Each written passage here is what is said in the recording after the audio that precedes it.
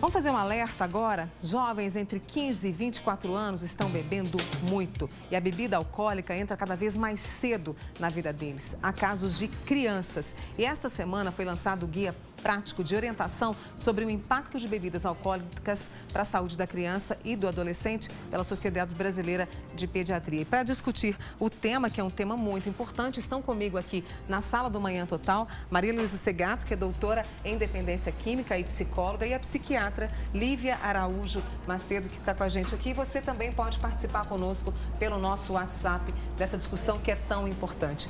O lançamento desse guia de orientação, meninas, assim, ele vem para que as pessoas possam entender de uma vez por todas o estrago que isso faz na vida de criança e do adolescente.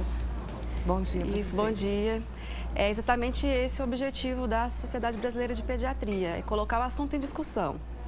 Porque a gente ainda trata o uso de álcool como uma coisa muito normal e o uso na adolescência principalmente. Ele faz parte de uma cultura nossa, né? De socialização e faz parte da cultura das famílias. Então a maior parte deles aprende a beber em casa. Então a gente precisa conversar sobre isso de uma maneira mais adulta, de uma maneira mais séria, para que as pessoas possam entender o que significa o uso de bebida nessa idade. E é um estrago, né, Maria Luísa? É um estrago e os estudos mostram, né, que não só o uso é cada vez mais precoce, então entre 8 e 12 anos é a primeira experimentação de álcool na grande maioria, por isso a Sociedade de Psiquiatria intervém. E em alguns casos isso começa numa cultura, inclusive na chupeta, né, do bebê, molha, né? Então tem uma questão também cultural aí, meu filho é macho, ele bebe e começa. Então é muito grave, sim, porque as pessoas elas estão usando o álcool, né, com uma finalidade muito mais social, sem pensar nessa questão da saúde. A gente tem dados aqui, olha, que a gente disse quase mais da metade dos jovens ali de 15 anos já experimentaram bebida alcoólica. É isso mesmo? A média é de 60%. 60% é maior ainda? E isso, por exemplo, para uma criança, você falou 8 anos, né? É tão inadmissível pensar que uma criança de 8 anos vai experimentar, sabe, cerveja, vinho, esse tipo de coisa. Que tipo de comprometimento que tem para a criança e para o adolescente? É uma fase em que o cérebro está em desenvolvimento, né? Tanto da infância até em torno dos 21 anos, o cérebro ainda está, algumas áreas formando, outras áreas mielinizando. E o álcool, ele interfere na formação desses sistemas, inclusive nos sistemas de recompensa, nos sistemas de foco, de atenção, de planejamento. Então, a pessoa que usa álcool antes dos 15 anos, ela tem 4 vezes mais chances de se tornar dependente na vida adulta. Porque aquilo passa não só a fazer parte do hábito dela, de uma maneira geral, da vida, da cultura, mas também é como se o cérebro entendesse que ele precisa do álcool para sobreviver. E aí o impulso da dependência é difícil de controlar depois. Então, é necessário que a gente tenha assim, uma idade correta, né? Se a gente fosse pensar qual que é a idade certa para experimentar álcool pela primeira vez, depois dos 21. Mas não é isso que acontece. Não é, né, Maria Luísa? E o que ela está falando aí, né, de sistema de recompensa, é muito importante a gente convidar a população para pensar sobre isso, né? Quais são as gratificações que o álcool vai levar nesse primeiro uso, o uso experimental, o uso social, e que ao associarem, né, e memorizar essa gratificação, como é uma outra gratificação com algum alimento ou um outro comportamento que você tem, você passa, então, a partir daí, em qualquer situação para lidar com o seu humor da tristeza ou da alegria, ativar essa memória, essa recompensa e falar, o álcool me relaxa, o álcool me alegra, o álcool me faz eu lidar com a tristeza. Então, nós vamos criando conceitos, e isso realmente a partir das famílias, o papel do álcool na vida da pessoa. Então, na verdade, não é uma bebida alcoólica que está se ingerindo. Está se ingerindo toda ali uma expectativa, está tendo uma resposta psíquica em cima do consumo do álcool e outras drogas. E tem muito jovem bebendo pela questão da segurança, da autoafirmação? Vocês acreditam nisso? Sim, tem muitos estudos que mostram, né, principalmente na adolescência entre 12 e 14 anos, que os jovens usam até mesmo ou pela aprovação do grupo, né? Se ele não usar, ele pode ser, né, rejeitado pelo grupo, e também para lidar com timidez, com dificuldade de vida social. Então, o álcool, em princípio, ele vai dar essa euforia, ainda que o álcool ele é depressor do sistema nervoso central. Essa coisa da autoafirmação, da necessidade de ter alguma coisa para te ajudar, é normal do adolescente, né? Ele não se sente seguro mesmo, todos eles. E aí a gente tem que pensar o que nós estamos ensinando para eles. Como é que você vai se sentir seguro? Então, na maior parte das vezes, ele assiste os pais fazendo isso, né? Ou um tio, ou os colegas. Então é assim que eu vou aprender a ser mais solto, a não ter vergonha de chegar em alguém numa balada, né? Ou de falar o que eu quero, de pensar o que eu quero. E aí ele aprende que é através desse mecanismo. E ele passa a fazer isso ao longo do tempo de uma maneira que faça parte do dia a dia dele.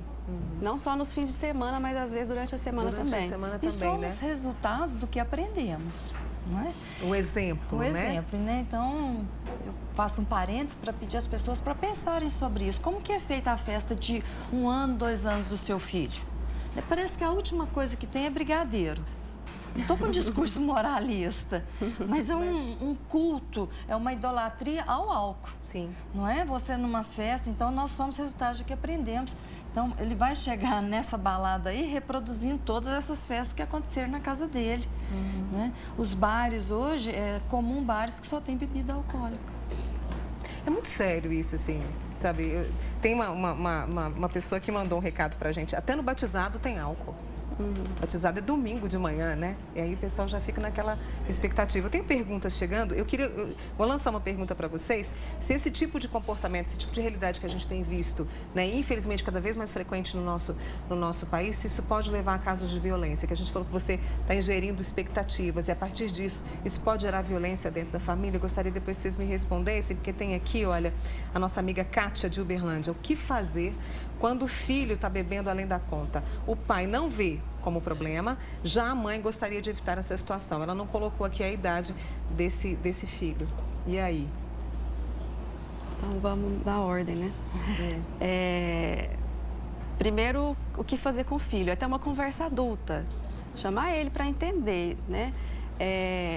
Como ela disse, não é um discurso moralista. A gente não está aqui para pregar, nós não estamos aqui em nome de alguma religião, nada disso. É o real. O álcool é uma droga, apesar de ser liberado, ele é uma droga, ele é uma substância psicoativa, ele faz mal e os crimes, as violências estão associadas a isso. Então, quando você senta com um jovem e fala a verdade para ele, você está dando para ele o poder de decidir. Então, a partir dali, se ele decidir que mesmo assim ele vai continuar abusando, ele está decidindo sabendo o que ele está fazendo. E aí vai depender também de envolver o restante da família, não é uma tarefa simples. Quando a gente fala de crack, todo mundo entende o que nós estamos falando. Olha, crack não pode. Quando a gente fala de álcool, vira polêmica, porque a maior parte das pessoas fala, não, mas álcool faz parte da vida, não existe festa sem álcool. E essa informação, ela cabe não só, né, o que é o álcool, qual que é o prognóstico disso a curto, médio e longo prazo, mas ela também é uma ideia de que informação, o que colocar no lugar do álcool, já que ele gera prazer, desinibição e outros comportamentos agradáveis em princípio, o que fazer como fonte de abastecimento de prazer, de lazer, porque depois nós começamos a falar só na doença e isso não vai entrar na pessoa. É como a foto do cigarro ali na nicotina, aquelas fotos, né, tão assim, tristes, né, de doença, de morte, não vão alcançar aquela pessoa que já tem uma dependência, porque ele já fez essa associação que não é assim, para ele não é prazer, né? Então, no pronto-socorro da UFO, 39,5% de pessoas que chegam no setor ali da UFO, de sexta às 19 horas a domingo, meio-dia, quase 40% do pronto-socorro é por uso de álcool. Então, você falou de violência. Quais são essas violências? Quando começamos a fazer pesquisa, pensávamos que isso estava associado a trânsito, não é? Mais de 60% dos acidentes de trânsito, motorista alcoolizado. Mas não são. Também tem os outros acidentes domésticos, principalmente os acidentes domésticos ligados também a outras agressões físicas, em festas, em bares. Então, realmente, eu falo, a pessoa põe uma quinta, perdeu o freio de mão e vai. E vai embora, né? E vai, né? Olha, tem perguntas aqui chegando. Desde os 12 anos, a pessoa não se identificou, que é viciada em bebida alcoólica. Esse é o termo que ela usou aqui. Tenho hepatite C. Mas sou saudável. Corro quais riscos? Pois sempre bebo. Desde os 12 anos. Ela não colocou a idade dela aqui. É comum quando a gente trabalha com o dependente adulto, que ele fale isso. Eu comecei aos 12, eu comecei aos 8. Eu não sei quando eu comecei porque eu lembro do meu pai colocar álcool na minha mamadeira. Isso ele é falado. Então, o álcool, para ser liberado depois, para ele sair do nosso organismo, ele precisa ser metabolizado. E a principal via de metabolização dele é o fígado. Então, ele vai causar lesões ali, porque ele vai exigir do fígado além do que ele pode oferecer. Essa pessoa, no caso, tem uma doença que também lesa o fígado. Então, a associação das duas coisas vai encurtar o tempo de vida dela, com certeza. A gente pode dizer isso com certeza, fora as outras coisas que poderão acontecer ao longo do tempo, porque não é só a morte, né? É a deteriorização da vida, porque ele vai precisando cada vez mais de atenção médica, cada vez mais de atenção da família, não vai poder se cuidar sozinho. Então, a pessoa tem que refletir assim, como que eu quero terminar a minha vida? Ou como que eu quero viver daqui até os 80 anos, se eu for viver até os 80? No caso dela, é uma dependente química. Ela mesma disse, né? Sou viciada.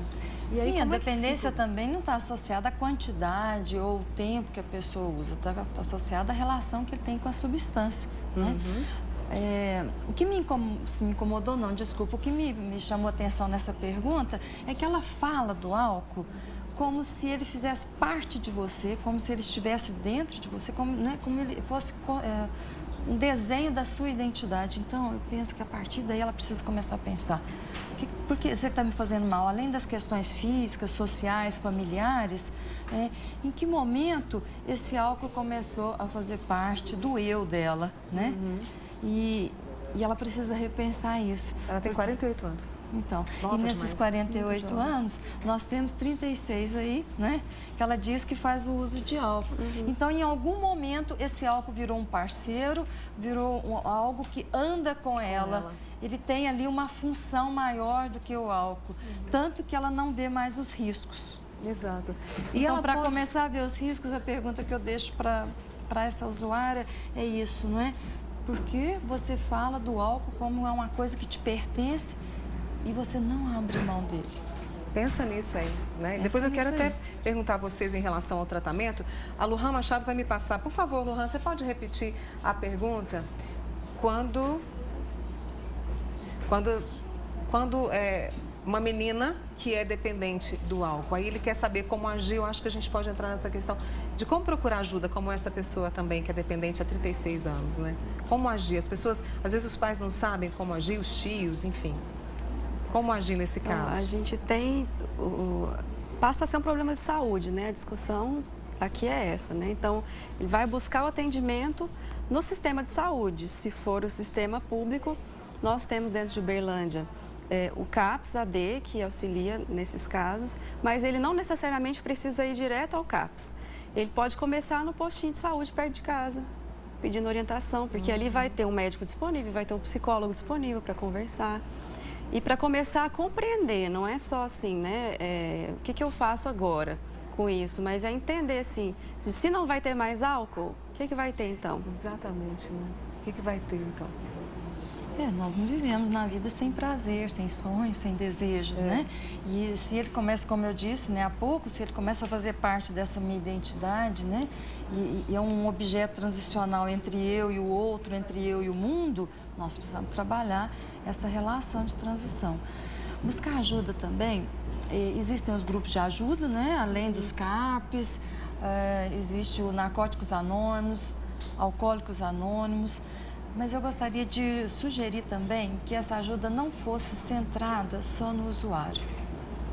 Não é? Nós não construímos sozinhos as nossas dificuldades, os nossos conflitos. E o álcool, ele tem uma base familiar muito importante. Política também, é o que nós estávamos falando aqui, né? Essa política ela é muito frágil e muito fraca nisso daí. Agora, sugiro também que a família repense os seus hábitos, os seus valores e busque a orientação também, né? No serviço público ou privado tem muita. A começar das informações. E esse manual, a gente está nas vésperas de carnaval, a gente sabe que as pessoas, não é a Mônica que está falando, a gente sabe, né? Vocês podem até me corrigir, mas elas se jogam de uma tal forma no álcool e a gente vê essa questão aí da idade. É preciso conversar em família, é preciso esclarecer. E esses grupos de orientação, eu tenho aqui, olha, a pessoa não colocou o nome, mas disse o seguinte, que passou pelo alcoolismo e procurou os Alcoólicos Anônimos e teve uma ajuda, conseguiu vencer isso. E ele conseguiu porque ele fez uma leitura daquilo que estava funcionando e não estava funcionando na vida dele, os ganhos e perdas de estar usando o álcool. Ele conseguiu porque ele tomou uma atitude, ele disse, eu vou mudar isso, eu vou fazer diferente, né? Agora, Carnaval são uma das festas do nosso país que ela tem esse culto, né? Essa cultura do beber. E aí você traz uma outra questão, não é só da bebida que nós vamos preocupar, não é? Porque depois também vem as consequências desse álcool que a pessoa, né, perdeu um pouco ali o seu senso crítico, a sua censura, o álcool, né, tira a censura da pessoa, gravidez indesejada, outras doenças infecto-contagiosas, todos né, os tipos de mortes violentas, brigas, abuso sexual. Abuso sexual. Então, assim, o que nós temos, né, no serviço público, na quarta-feira, às vezes, um dia até...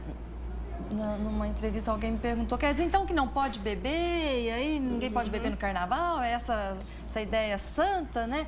Falei, não, você pode fazer o que você quiser no carnaval, desde que na quarta-feira você não se arrependa de nada. E você saiba o que você fez. Isso é uma escolha consciente. A gente vai encerrar, infelizmente, esse papo agora, mas eu quero muito agradecer a Maria Luísa Segato, que é doutora em Dependência Química e Psicóloga, e a psiquiatra Lívia Araújo Macedo. E claro que a gente vai voltar a falar sobre isso, porque é muito importante, como vocês disseram, que a gente levante, traga informações e que a gente faça, né, pensar e faça mais do que pensar, que faça agir, que é muito importante. Obrigada a vocês duas por estarem aqui, viu? E obrigada a você também que participou com a gente aqui, né? E você de 48 anos aí, vamos pensar, vamos repensar, né, Maria Luísa? Obrigada, viu, Lívia? Obrigada.